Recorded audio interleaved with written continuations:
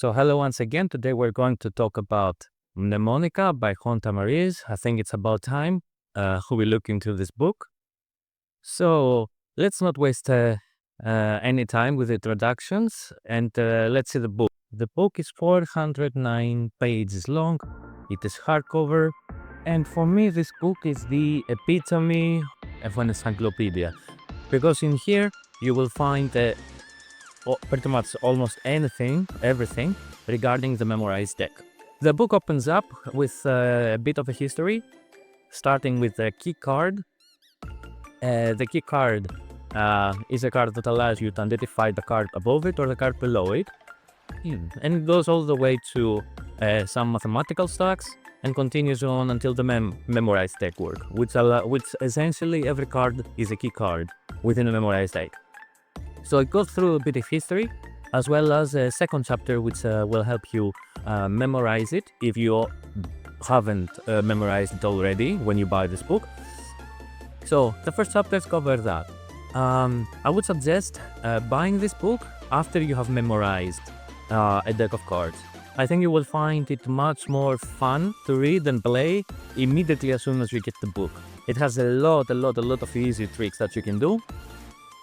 And it would be much better if you can, have fun from the get-go, right? So my suggestion is learn the memorized deck before you buy this book. Now, on that note, I'm going to leave a link for a Mnemonica trainer down below, so you can, in the description, so you can click it and practice your Mnemonica if you think of learning that specific med deck. There are many others. I have talked previously for the Aronson's memorized deck. Just briefly, one major difference between the two stacks is that the Tamariz stack can actually turn itself to a stay stack. Stay stack is a cyclical order of the deck that can be cut as many times as you want. But on the other hand, Aronson's can be cut at a specific place, usually very high on the top, so it's not really an estimation cut, and produce any named poker hand called for. So these are the two major differences. One is very transformative, the Mnemonica, but the Aronson's has built-in effects. That's it. But it doesn't really matter. I have all of Aronson's books, but the Mnemonica stack is the one that I have learned, and still I didn't have trouble performing all the tricks, except some tricks that needed conversion. Okay, but again, I could perform every trick, just I need to convert some steps in order to fit the Mnemonica. So, for the beginners, the conversation is over. You can learn any stack, really doesn't matter. And let's move now to the book. I'm gonna show you one trick from there, which is a quadruple prediction that I really like doing. So it's a bit of a shuffle, and we're going to make 4 predictions here. Let's see, so as you can see, I'm separating it in 3 piles, 4 actually. Let's see, maybe we don't want to, I'm trying not to put equal in every pile, so we're gonna make it more random. Okay. And now, from the first pile, I'm gonna make a prediction which card you're going to pick. As you can see, they're all shuffled, I saw it earlier. And let's see, you're going to pick, I believe, the Queen of Diamonds. So please feel free to choose one. This one, okay. And I believe that from this pile here, you're going to pick the 4 of Clubs. Notice that I am writing the predictions before you pick the cards. Important, right? So this card, okay. The next one from this pile, I believe it's going to be the Jack of Hearts, okay? Let's make the predictions here, nice and clear. And please feel free, take one card. This one, okay. So we got that as well. And I'm gonna make the last prediction now. I think it's going to be the 8 of spades. I'm gonna pick it for you, and let's see how it did, if we actually managed to figure them out. The Queen of Diamonds, the 4 of Clubs, the Jack of Hearts, and lastly the Eight of Spades. So that was a trick. As you can see, this is a very, very classic effect, back from the Royal Road to card magic, but with an added bonus of being done with the memorized deck. You can actually make the trick much more effective.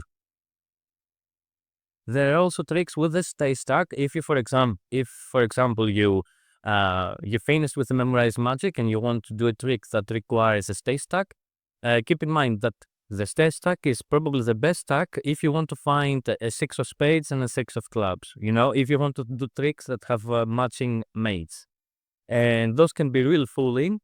So I have a couple of tricks that are really strong, and they will benefit if you start from a Mnemonica deck. You wouldn't have to deck switch or do any other setup. You simply will follow a very easy procedure to turn the deck into a stay stack. Now, a very big chapter that it is about any poker hand called for. In this chapter, you will have nice diagrams that will show you what actions you need to take in order to be able to deal the poker hands called for. And later on, at the end of the book, you will have an advanced version in which not only you would be able to produce any poker hand called for, but also specific cards of that hand. So if he says four of a kind, you ask what four of a kind. He might say queens. He will produce you four queens, and so on. Not really a production, but mostly dealing, and they can choose the player as well. So it's really a big study when it comes to mnemonica, because those are difficult to pull off. I think this is the most difficult thing to pull off within the book, within the contents of the book. We also have a lot of easy stuff. Like when you first try to do memorized deck magic, you are going to be doing these types of tricks. So I'm going to show you. I want you to name any card. Just think of it right now, but don't tell me, okay? I want you. Now I won't touch the deck anymore. I won't manipulate it. So you can name any card and touch this corner, and I will touch this corner. Two of spades. That's it. That's it. So we have to connect here. Now we are connected. You said two of spades, right? Yeah. I believe that would be, I would say a number that's 10. Okay, so let's see what we did. It's okay, you can remove. 1, 2, 3, 4, 5, 6, 7, 8, 9. That's the 10th card, the two of spades. As you see all these tricks, they have the obvious explanation if you know that they are done with the mem deck, but they're strong tricks. There's a great plethora of those in this book as well. We also have tricks with two decks, so let's see that as well. Both of them are the same. They're both cards, but there is a difference between them. This one represents reality, and this one imagination. Okay, I will let you choose which one would you take if you had to take one, reality or imagination. Imagination. Okay. So this one will be something with imagination cannot be touched, right? So I'm not gonna touch it again. It will stay here forever. And we're gonna use this one, which is the reality. And we will try to use reality to affect imagination. Okay, I want you to shuffle. Keep in mind, when you shuffle, this gets shuffled. You won't believe me, but you see at the end. Shuffle very well.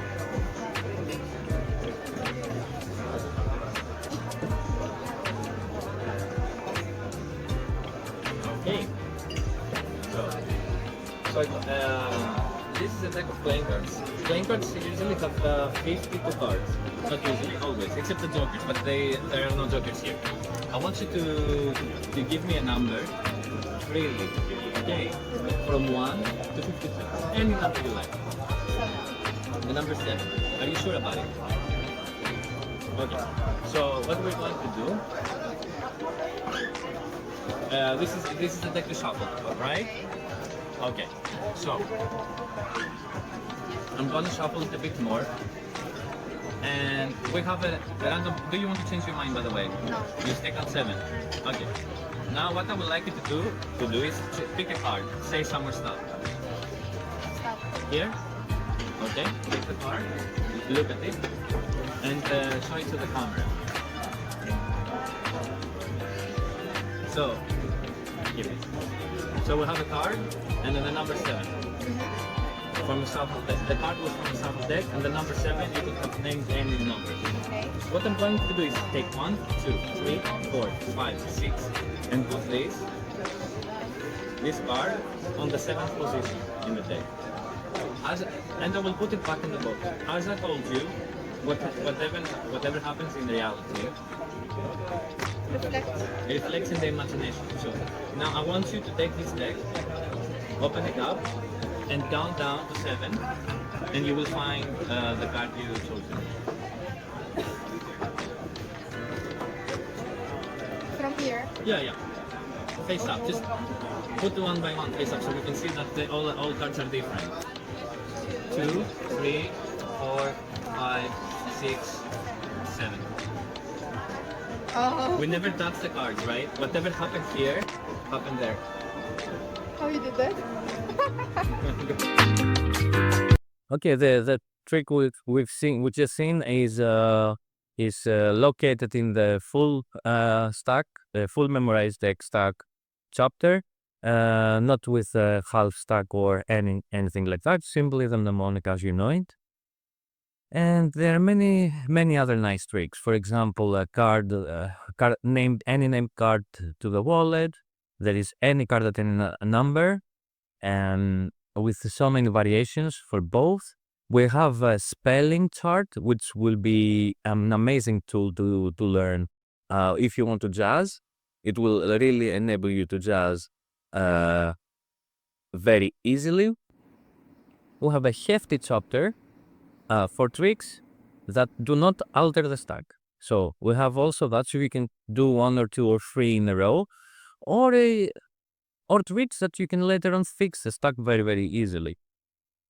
We have an index. Okay, so you can have the mnemonica deck in your pocket and have the cards in a way that you can produce any card you want, and that could complement so many tricks without actually having an actual index gimmick in your pocket. Just a deck. You just have a deck of cards. It has so many nice charts that will help you do procedures and also will help you realize how the deck works, how to circulate with pharaohs, so you can actually shuffle the deck and cut it. And towards the end, we have some useful slides. Again, some of the most useful slides for a mem deck worker would be a good glimpse. Okay, you need a way to obtain information. A deck switch would be a nice thing to add, as well as a pass and some control and some estimation techniques, false shuffles as well. Those are all within the last chapter. So you can have a lot of slides to learn to accompany your memorized deck, because they're going to be very useful utilities to do if you have the deck memorized in stack. Other than that, after that, we will have some. In the book, there is going to be bibliography, useful books that you can buy and learn tricks that will help you get your memorized deck magic to the next level. And we'll have also a chapter with existing tricks that improve with mnemonica. And I think that's really worth your attention. And Tamariz goes along to give more ideas on top of that. And we'll have a very nice prediction effect, which is simply called the prediction. I really like doing. Let's see that as well. Start. Okay, so I'm gonna do a trick for you. I have here a prediction, and I'm not going to touch it with my hands ever again. Only I'm gonna use another card to move it. Can you please name a card? 5 of hearts. That's a card from anywhere in the deck that you could have named, right? Yes. Okay. So you sure you don't want the queen, No. right? No. Or the ace? No. Okay. So what I'm going to do is use another card to flip it over and see if my prediction matches what you said. Okay. So as you can see, the 5 of hearts was the red card that I had here. And of course, we have a lot of location effects, a lot of memory effects that you pretend to memorize a whole deck. We have a lot of any card at any number, a lot of any card in general effects. Everything that you can do with memorized deck. We have a lot of divination as well. Generally, the book is filled with magic, and you will also learn a lot of other systems, not only the state stack, but the Nicola system, the side steppings, and generally other stacks as well, that you will be able to jump from Mnemonica to them. Not really hard to do, okay? And lastly, who is this book for? This book is going to be for the advanced magician.